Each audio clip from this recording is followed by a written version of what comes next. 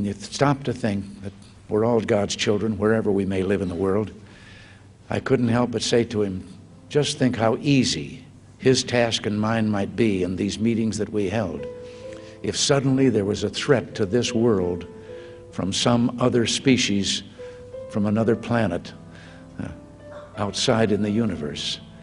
We'd forget all the little local differences that we have between our countries, and we would find out once and for all that we really are all human beings here on this earth together.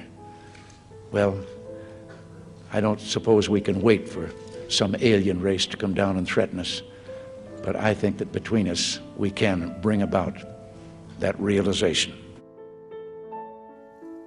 Jesus said to them, I am the bread of life. Whoever comes to me will never be hungry, and whoever believes in me will never be thirsty. Reports of flying saucers are nothing new. From the beginning of recorded time, men have been seeing unexplainable things in the sky, and there's no reason to doubt they saw something. The question is, was what they saw really there?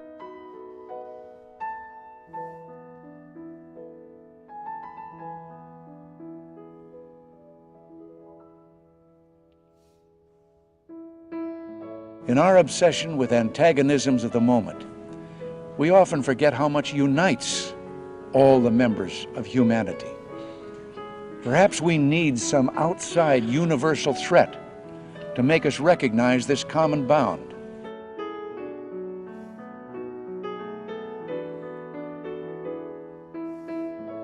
I occasionally think how quickly our differences worldwide would vanish if we were facing an alien threat from outside this world.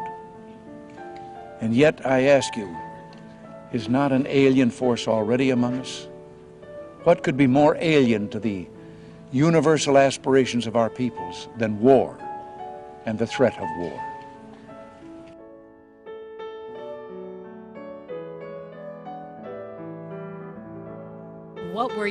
What was going through your mind? How amazed were you to see your roadster up there with Starman just cruising along with the blue planet? And how long will we be getting live views, do you think, from the car?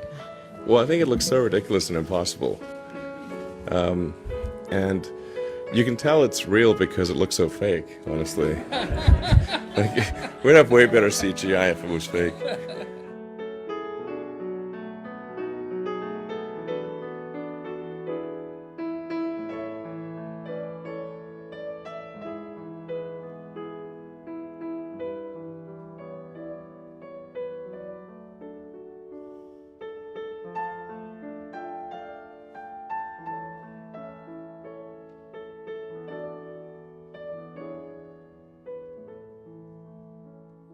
In my frustration sometimes, you know, actually, if you count some of the things going on in smaller countries and all, there have been about 114 wars since World War II.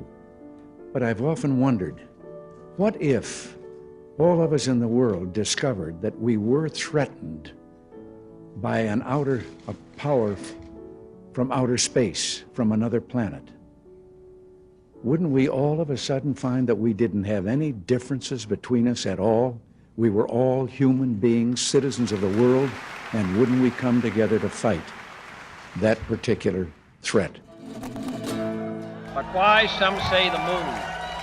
Why choose this as our goal? And they may well ask, why climb the highest mountain? Why, 35 years ago, fly the Atlantic? Why does Rice play Texas? We choose to go to the moon. We choose to go to the moon in this decade and do the other things, not because they are easy, but because they are hard. Because that goal will serve to organize and measure the best of our energies and skills.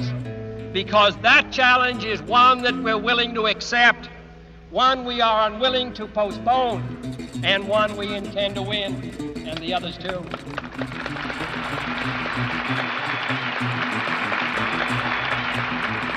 We shall send to the moon, 240,000 miles away from the control station in Houston, a giant rocket more than 300 feet tall, the length of this football field, made of new metal alloys, some of which have not yet been invented, capable of standing heat and stresses several times more than have ever been experienced, fitted together with a precision better than the finest watch, carrying all the equipment needed for propulsion, guidance, control, communications, food, and survival on an untried mission to an unknown celestial body, and then return it safely to Earth, re-entering the atmosphere at speeds of over 25,000 miles per hour, causing heat about half that on the temperature of the sun, almost as hot as it is here today, and do all this, and do all this, and do it right,